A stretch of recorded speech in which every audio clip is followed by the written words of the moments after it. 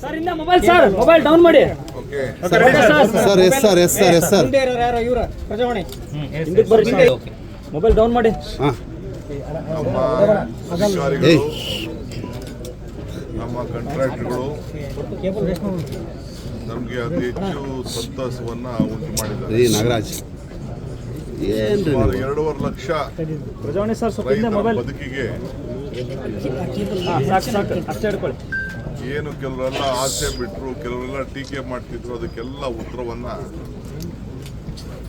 ನಾವು ತೆಗೆದುಕೊಂಡಂತ ತೀರ್ಮಾನಕ್ಕೆ ಫಲ ಕೊಡೋ ರೀತಿಯಲ್ಲಿ ಮಾಡಿದ್ದಾರೆ.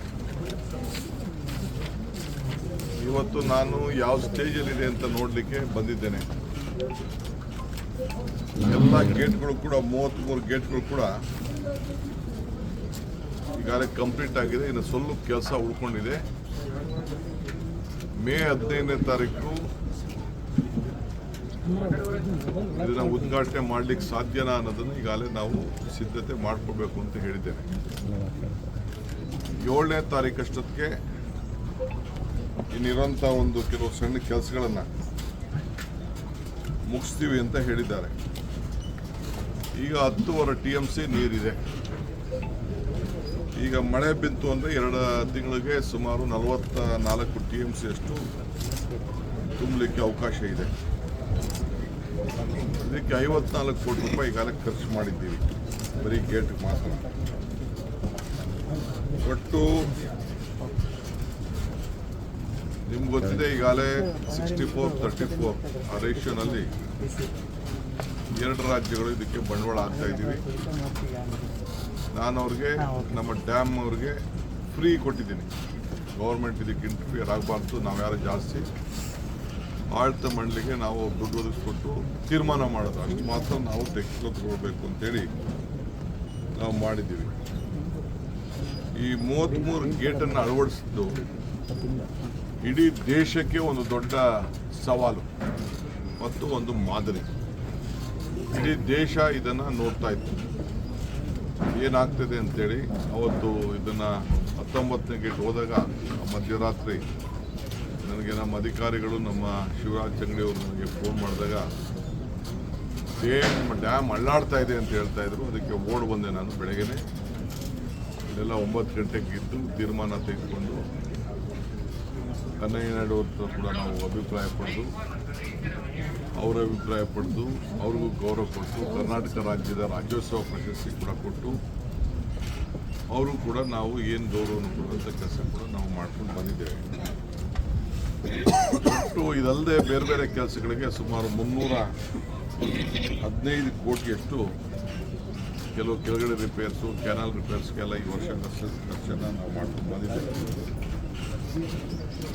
ಸೊ ಮಿಡಲ್ ಗೇಟು 33 ಒಟ್ಟು ಗೇಟ್ಗಳಲ್ಲಿ 22 ನಂಬರು ಸ್ಲೈಸ್ ಪ್ಲೇಟ್ಗೆ ಈಗಾಗಲೇ ಬಾಟಮು, ಮಿಡ್ಲು, ಟಾಪ್ ಎಲ್ಲ ಕೂಡ ಅದೆಲ್ಲ ಕೆಲಸ ಕೂಡ ಎಲ್ಲ ಮುಗಿದಿದೆ. ಈಗ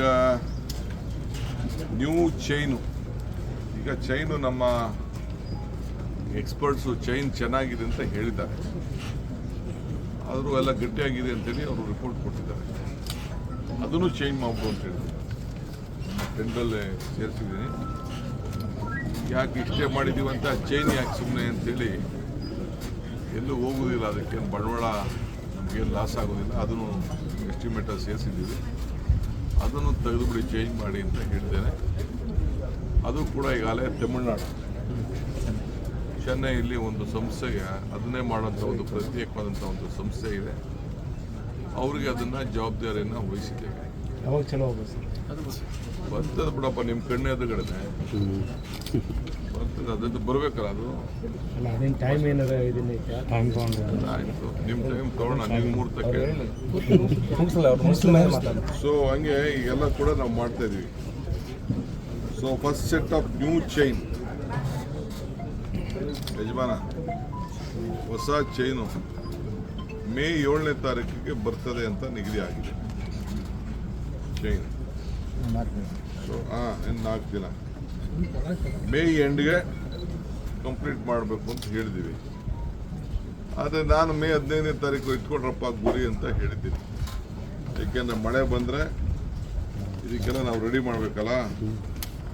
ಸೊ ಅದಕ್ಕೆಲ್ಲ ಕೂಡ ನಾವು ಮಾಡ್ತಾ ಇದ್ದೀವಿ.